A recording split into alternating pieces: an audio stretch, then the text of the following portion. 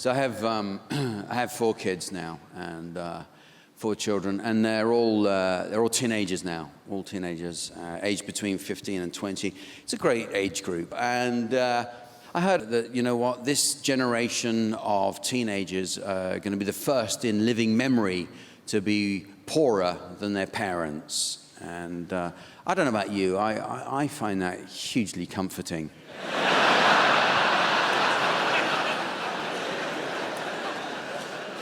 It's 3 o'clock in the morning, I'm woken up by a bunch of teenagers out in the street singing Poker Face at the top of their voice, and I'm lying in bed thinking, yeah, but I have a house.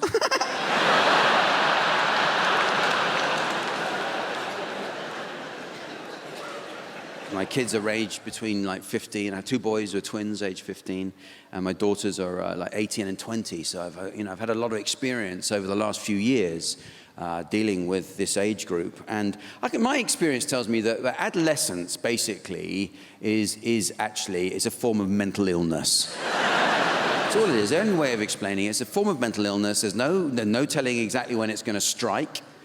You just know it will sooner or later. And your child could go up to bed one night as a child and come down the next day, they just turn into this. One symptom to look out for is they like to be horizontal as much of the time as possible. They'll be horizontal in bed all night long, and then they'll slide down the stairs and lie horizontally in front of the TV until someone comes in and turns it on for them. I actually became so concerned about the inertia of them.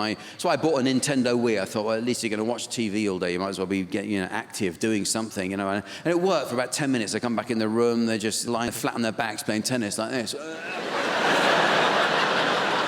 And now they've got the headset, and they're playing online, Grand Theft Auto, this game, you've seen it, and you hear him in the front room, he's going, drive faster, run that bastard over, get him off his bike, reverse over his legs, get his wallet, drive, run that nun over, go, it just goes on, And Jane said, who's he in there with? I said, he's not in there with anyone, he's playing online, that's what they do now. And she said, oh, that's creepy, that is weird, I have to put a stop to that. I said, whoa, think about it, right? He's playing with his friends, but we don't have to have the bastards in the house, right?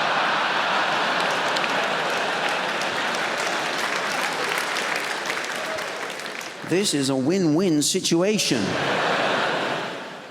No telling when it's going to strike, and I know that with one of my sons, I can tell almost specifically the day. It was last November, when I knew I'd lost him as a child and the adolescent had emerged. It was November. I said, "You want to go to a bonfire party?" And if I'd said that to him the year before, he would have said, "Yeah, let's go bonfire party. Yeah, let's get a hot dog on the way here." This year, he goes, "No." I said, yeah, why not? He said, fireworks are gay.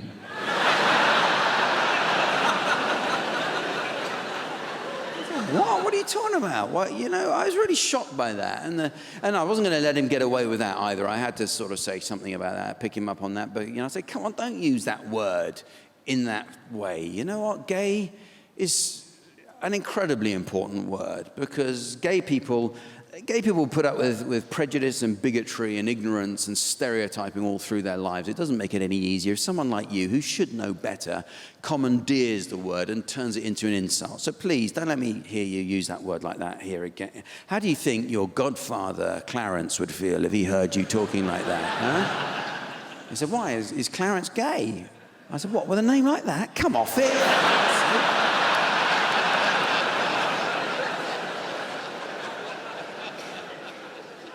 So you got to teach them, And they're hungry all the time. Another symptom to look out for. Constantly hungry. They have to eat the whole time. I'm hungry. When's lunch? Is in 20 minutes. Can I have a sandwich to keep me going? I can't.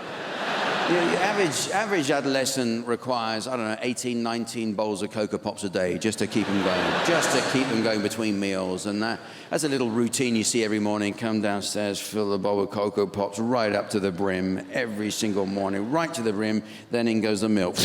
Everywhere. Every single bloody morning.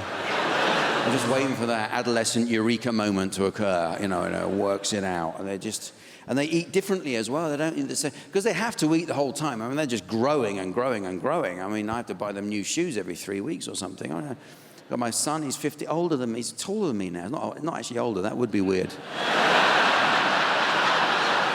Yeah. He would have turned into my dad, and I can't even cope with thinking about that. He's taller than me, and right up there. He never understood why, on one occasion, I bought him the most expensive pair of trainers in the shop. I mean, he just didn't get it. I knew in 3 weeks' time they'd be mine. So, oh, thanks, Dad. They're great. Yeah, enjoy, sucker. Yeah, and they eat differently. I mean, this is something that happens. You notice that they don't really want to sit at the table anymore. They just open the fridge and eat whatever they can reach. I'm going out in a minute. They love it. They've got a little shelf there. They can put their phone, keep texting.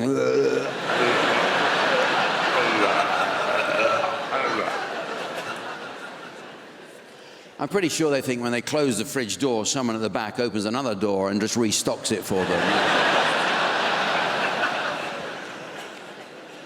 So this is what happened on the Tuesday after this, the Monday with the trauma of the electrician coming over, as I was talking about. On Tuesday, I opened the fridge and a beer was missing from the fridge, and I knew one of the boys had a beer. Basically, this is what had happened, and it wouldn't have been the girls because they weren't at home, and they wouldn't have done that anyway.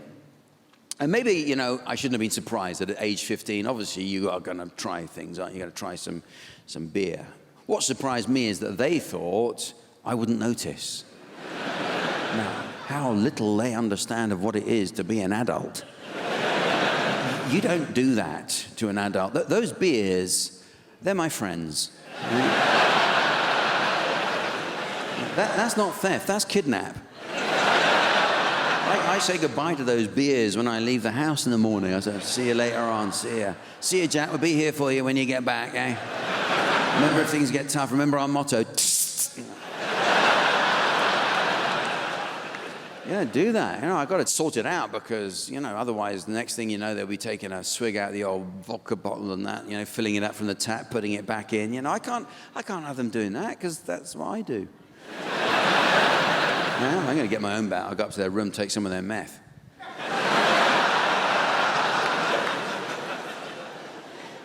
You know what? I should have seen it coming, though. I should have seen it coming because last September, I went to a family wedding in Cornwall, and I noticed, they're 14 years old then, I saw my son with a pint of beer in his hand. Now, call me old-fashioned. For me, that's too young to be carrying on like that. So I had to go and have a word with him. Obviously, a lot of people around, so it was a bit embarrassing. I had to go out and have a quiet word with him. I said, what are you doing? What are you doing? A beer. You're meant to be driving us back.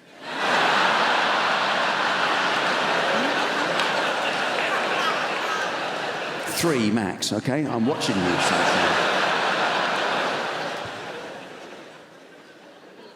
Like I say, wouldn't have been the girls, because the girls are more class than that.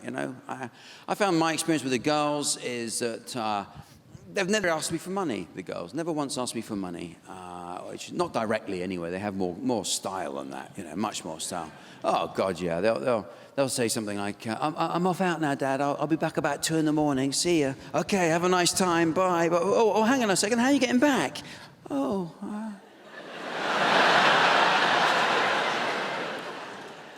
I'll walk through the woods. Have my wallet here. Have some money. Here's my credit card, the PIN number. Please don't go out. But it is sad, isn't it sad? You just can't let your kids go out now. You can't just let them out the door. And gone are the golden days, the innocent days of childhood. You see a child go out the door. Bye-bye, Dad. I'm going to a recording on Top of the Pops with Jimmy Savile. Bye-bye, Daddy.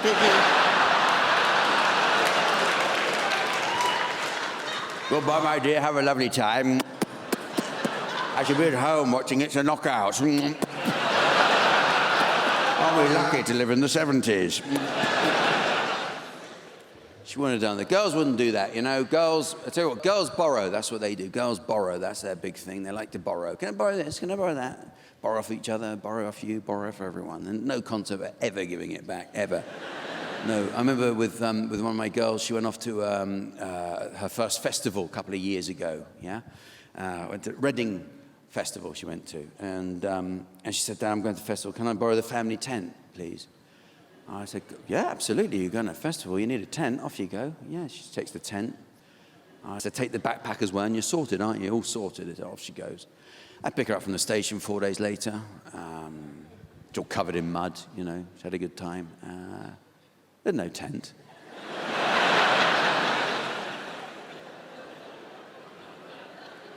No tent. Complete absence of tent, I would say. Number of tents about her person, 0. So I said to her, where's the fucking tent?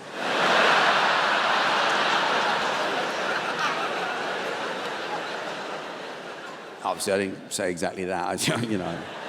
I said, where's the fucking family tent? And then I got, you know, then you hear these words and you know you're out. You don't count anymore in this one. I said, she said, well, what you don't get right, what you don't get. When you've heard those words, you're out of the business. You can't do.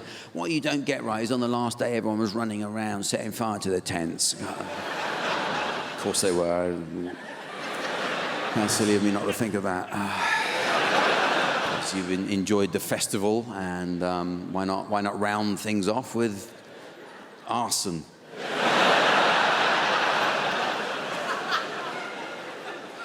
Any news on the backpack?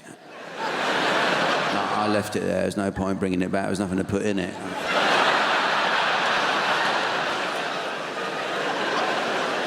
Yeah. Once again, your logic has defeated me.